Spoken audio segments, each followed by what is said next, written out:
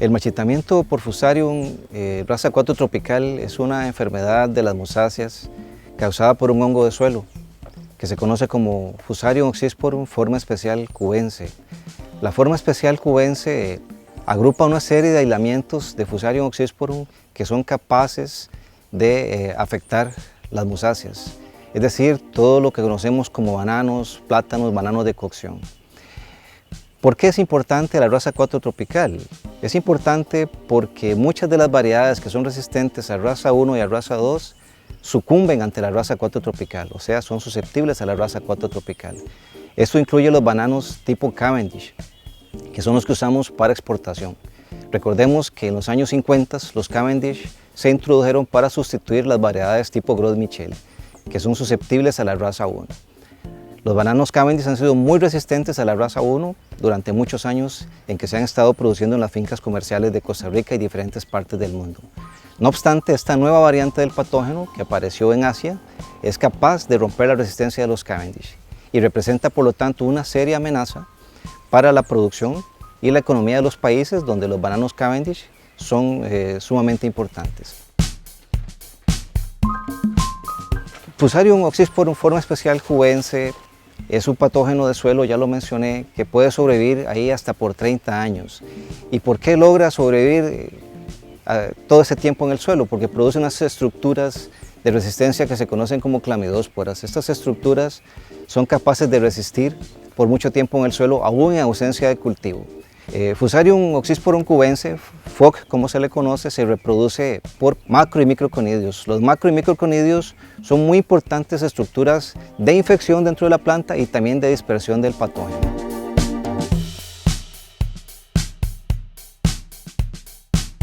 El marchitamiento por Fusarium tiene dos patologías. La patología principal es la que da el nombre a la enfermedad, marchitamiento, ¿verdad? Precisamente el patógeno es de suelo, entra por las raíces e invade vascularmente toda la planta. Entonces bloquea los haces vasculares y empieza la planta a manifestar ciertas patologías características de esto. Básicamente, al obstruir los haces vasculares se afecta la translocación de agua y nutrimentos hacia la parte aérea y entonces las hojas comienzan a perder turgencia, se ponen cloróticas, se doblan y posteriormente se necrosan. Las hojas más viejas, las hojas bajeras de la planta son las primeras en manifestar los síntomas y por último las hojas más jóvenes. La planta va doblando sus hojas y forma alrededor de ella una especie de falda. Se ven las hojas dobladas, cloróticas y luego la planta posteriormente muere. La mayoría de las plantas mueren antes o al momento de florecer ellas. O sea, muy difícilmente una planta afectada por Fusarium oxysporum cubense va a llegar a producir un racimo. De ahí la importancia de esta enfermedad. Y como se mueve vascularmente, todos los hijos o retoños que vengan de esa planta van a estar también afectados. Hay otra patología que también es importante que reconozcamos, que la conocemos como distorsión de crecimiento o muerte progresiva. Muchas plantas no manifiestan de repente el marchitamiento, sino que comienzan a manifestar síntomas de distorsión en su crecimiento. Por ejemplo, abultamiento del pseudotallo, rajaduras en el pseudotallo, deformaciones de las hojas más jóvenes que se pueden confundir con otro tipo de síntomas o otro tipo de enfermedades. En este caso son síntomas también de Fusarium y la diferencia es que la planta pasa viva por un mayor tiempo, que pueden ser hasta varios meses, 3 a 4 meses, y es también un periodo infeccioso, es decir, el hongo está dentro de ella, se está reproduciendo y es capaz de diseminarse fácilmente. Además es más difícil de detectar plantas con esas patologías, requiere mayor conocimiento, mayor experiencia. Pero es importante que sepamos que esas dos patologías existen y que se pueden presentar y también pueden variar con las condiciones climáticas imperantes en ese momento y con las variedades de banano que estén siendo afectadas en ese caso, ¿verdad?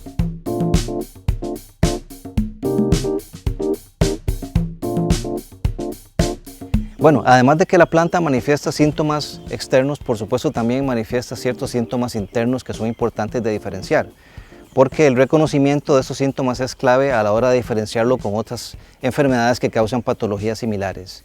Internamente, cuando uno corta una planta de banano afectada por Fusarium oxysporum cubense, va a encontrar los haces vasculares decolorados se tornan de un color café claro a café rojizo, inclusive casi negro.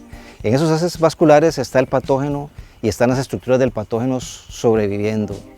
Son muy características y es importante también reconocerlas porque el complemento para el diagnóstico es también un análisis de los síntomas internos, y cuando se hace el diagnóstico en laboratorio, ya sea por aislamiento o técnicas moleculares, se toma del tejido interno de la planta para poder aislar correctamente el patógeno. Entonces, reconocer los síntomas internos también permite que se tomen las muestras de la manera correcta para el diagnóstico posterior en laboratorio, que es algo clave en el proceso, ¿verdad?, de identificación de una enfermedad o de determinación si está presente un patógeno o no de este tipo.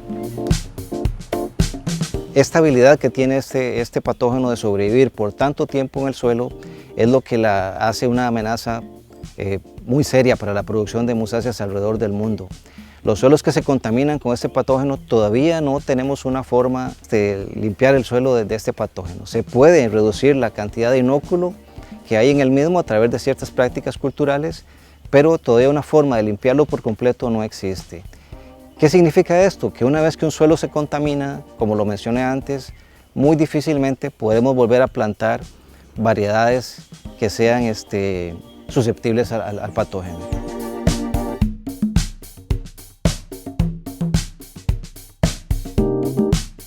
El hongo se disemina de muy diversas formas. La principal forma de diseminación ha sido por semilla convencional, semilla sexual. Es la forma en la cual se ha dispersado por muchas diferentes regiones. Muchas veces los agricultores toman semilla de una planta enferma sin saber que está contaminada y la siembran en otro lugar, o inclusive la pueden vender a otros agricultores, y de esa manera se va dispersando el patógeno de una manera muy eficiente. Pero también hay otras formas en las cuales se puede dispersar muy eficientemente. Por ejemplo, suelo contaminado.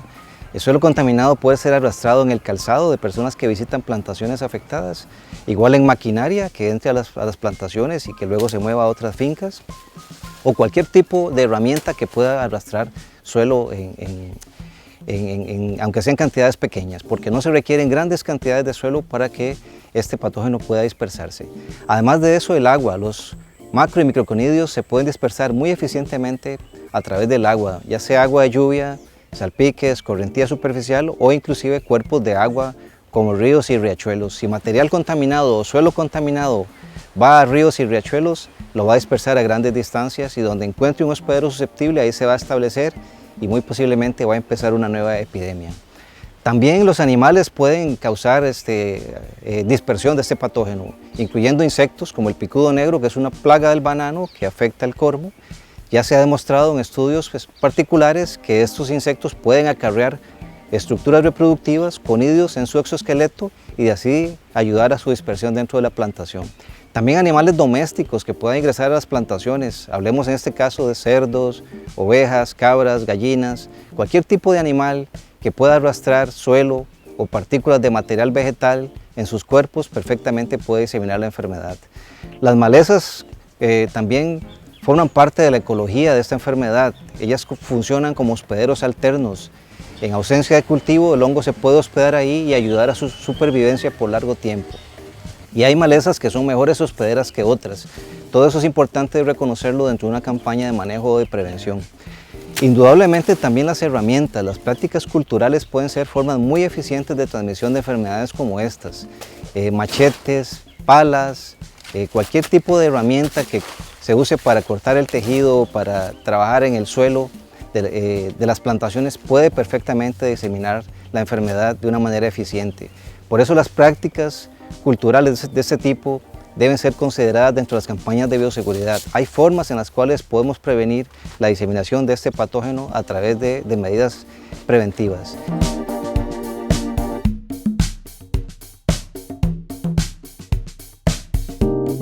En las fincas de productores de banano, de productores de plátano, dátil y diferentes musáceas, hemos hecho toda una campaña de capacitación para prevención.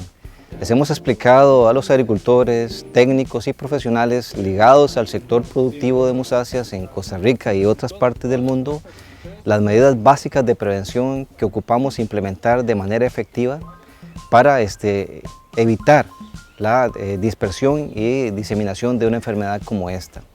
Eso contempla el uso de ropas limpias, el uso de desinfectantes durante las prácticas de cultivo, el establecimiento de pediluvios en las fincas para desinfección del calzado e inclusive la desinfección de vehículos que ingresan a las plantaciones.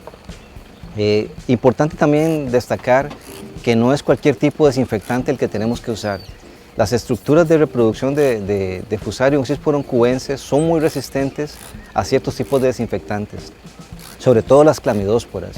Entonces hemos realizado una serie de investigaciones en Costa Rica y otras partes del mundo y ya se han identificado productos que son más efectivos. Básicamente amonios cuaternarios, productos tipo yodóforos y el glutaraldehído.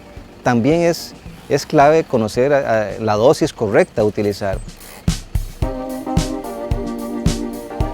A través de Corvana y el Ministerio de Agricultura y Ganadería, específicamente el Servicio Fitosanitario del Estado, hemos desarrollado toda una campaña de información a nivel nacional de los diferentes sectores.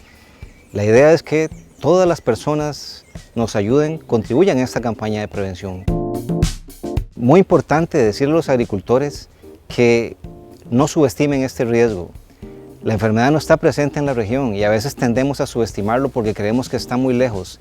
Las distancias se han acortado. Ahora el comercio internacional es sumamente activo y no podemos detener el comercio internacional, pero sí podemos tomar medidas para prevenir el ingreso de enfermedades tan peligrosas como estas. Si notan cualquier planta sospechosa, si tienen cualquier duda, no tengan la menor limitación en comunicarse con las personas adecuadas. Esas personas están en Corvana y están en el Servicio Fitosanitario del Estado y con mucho gusto podemos atender cualquier consulta. Además de eso, cualquier duda que tengan también, procuren evacuarla, consulten con las personas adecuadas.